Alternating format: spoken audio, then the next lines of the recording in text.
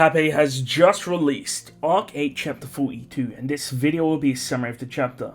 Highly recommend you check out my Arc 8 Chapter 41 summary. Anyways, let's begin. Priscilla does not despise stargazers. They are pitiful beings with a mental illness. These beings only appear in Wallachia. That is the general perception of those that know of stargazers. You are very unlikely to meet those who are stargazers in real life, but in some positions you will come across them. Those in the royal family, or those who work for the royal family, are likely to come across stargazers. Stargazers seem to want to be involved with the country and the history of the empire. Whenever something big is about to happen, stargazers will appear. Of course, there may have been those who listened to the advice of stargazers. However, this was not public knowledge.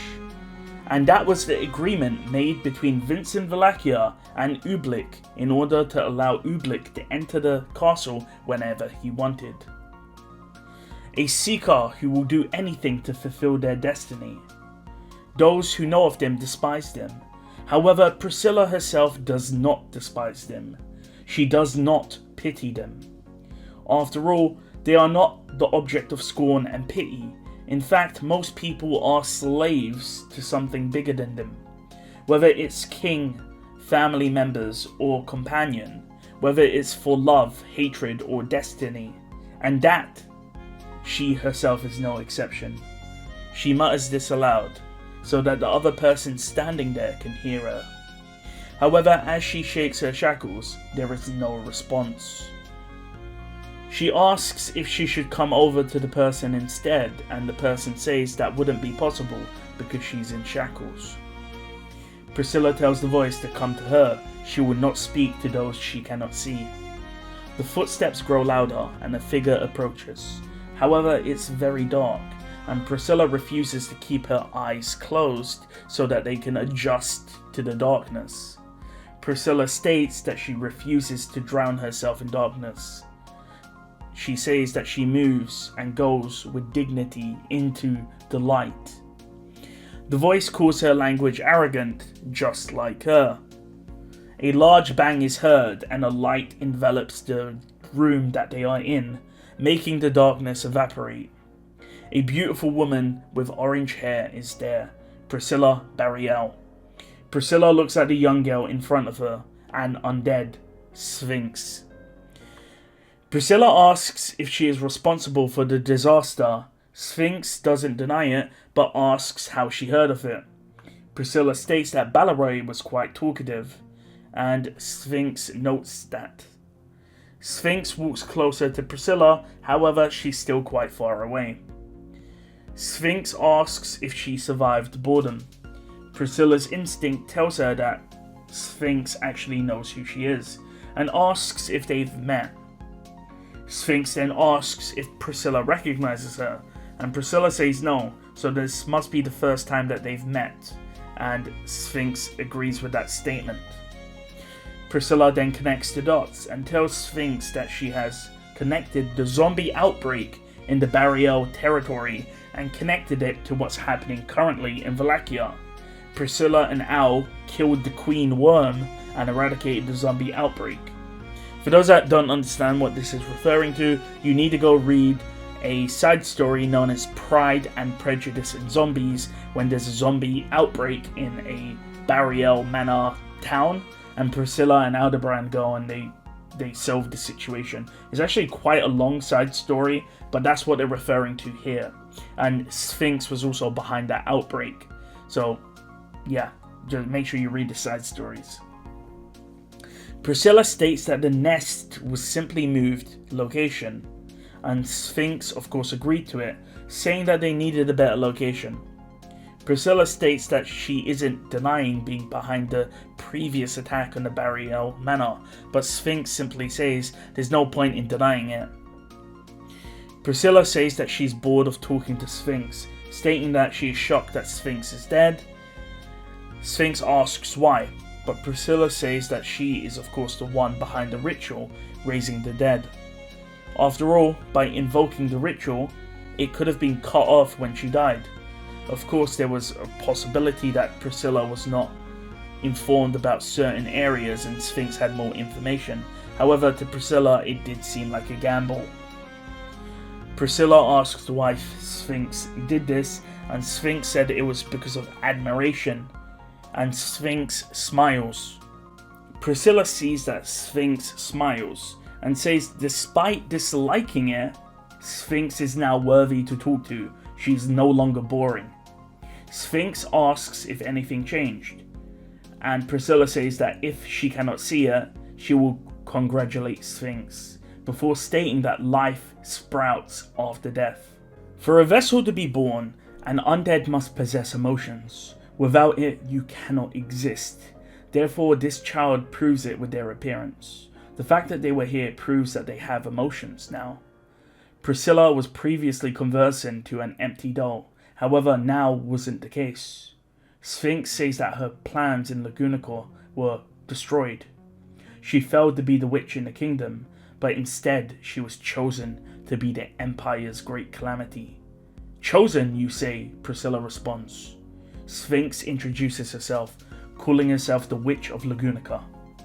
The reason why she called herself Witch is because that's what she was called in Lagunica. The 6 witches which once existed, excluding the Witch of Envy, have almost disappeared from history, but they are still commonly known as witches across the world.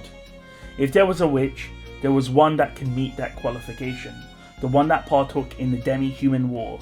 But that isn't what Sphinx wanted to tell Priscilla.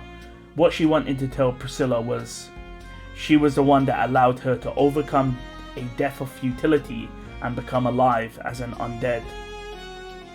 The Civil War led to Sphinx becoming the great disaster. The Civil War was interrupted with the appearance of Sphinx. Priscilla, battling with Yorna and Arakia, fell behind and did not know what happened before being surrounded by the undead. Now Arakia and Yorna's fate were unknown. Because Priscilla has the soul marriage technique with Yorna, she knows that Yorna is alive. However, since she isn't being used as a bargaining chip for Arakia or Yorna or anything like that, it's obvious the other party has interest in her. Priscilla mutters that she only thought that Lamia cared about her life, rather than someone like Sphinx. Sphinx says that Lamia really cared for Priscilla, stating in her last moments. Priscilla states whatever happened between her and Lamia in Lamia's final moments will not leave her lips. Sphinx then contemplated the difference between rationality and irrationality. We see that as Sphinx talks to Priscilla, she becomes more and more human, more flooded with emotions. Priscilla has no idea why Sphinx is so obsessed over her. Sphinx calls back to Priscilla's earlier utterance that everyone is a slave to something greater. Sphinx says that she now understands it. Sphinx says that she can now find rationality in irrationality. She taps her staff into the floor. A portal opens up.